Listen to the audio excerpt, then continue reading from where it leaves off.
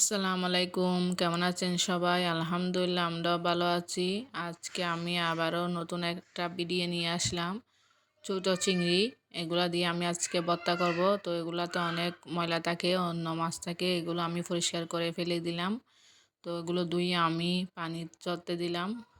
এদিকে আমি চুলায় সামান্য সরিষার তেল দিলাম কড়াইতে। তো এগুলো আমি এখন ভাজা করব ভর্তার জন্য। আমি এখন চিংড়িগুলো দিয়ে দিচ্ছি চুলার মধ্যে।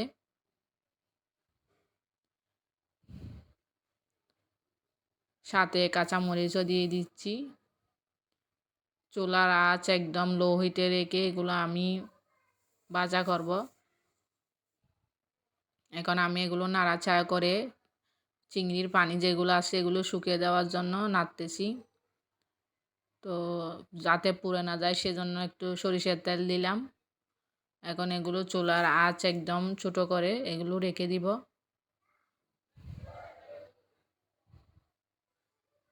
এই তো আমার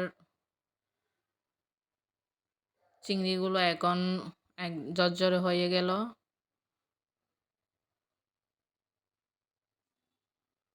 এগুলো একদম মচমচে টাইপের করে ফেলবো যাতে ভর্তার জন্য। তো আমি আবারও নেড়ে ছেড়ে দিলাম।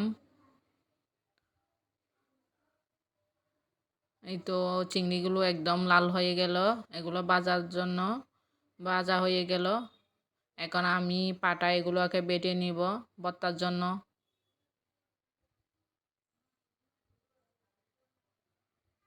এই তো আমি পাটা এগুলো বেটে নিলাম। দেখেন একদম আমিষ করে আমি বেটে ফেললাম চিংড়িগুলা। এদিকে আমি কাঁচামরিচ ভাজা করলাম, পেঁয়াজ কুচি করে নিলাম, ধনেপাতা কুচি করে নিলাম। তো এগুলা দিয়ে আমি এখন মেখে ফেলবো।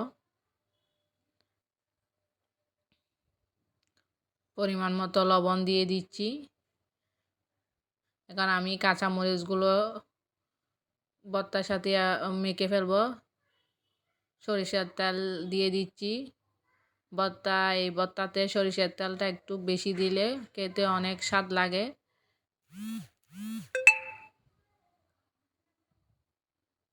তো আমি ভালো করে কাঁচামরিচগুলো এখন মেখে ফেলতেছি। ও সব উপকরণ এখন সাথে পেঁয়াজ, ধনেপাতা, ভর্তা সব রেডি করে ফেলতেছি।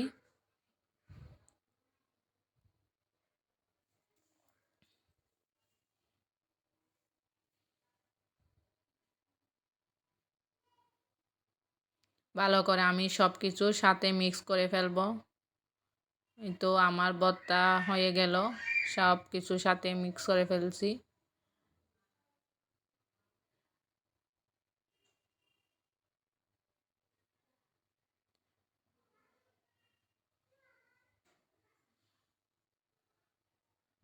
এই দেখেন আপনারা একদম সব কিছু মিক্স হয়ে গেল। এই ভর্তাটা আলাদা একটা মজা।